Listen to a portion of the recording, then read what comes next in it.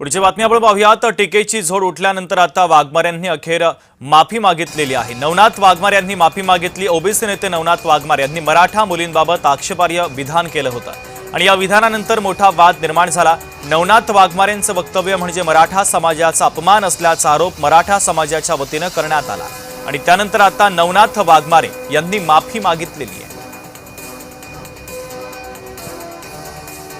एक वेळा वक्तव्य केलं त्याबद्दल मी खेद व्यक्त करतोय।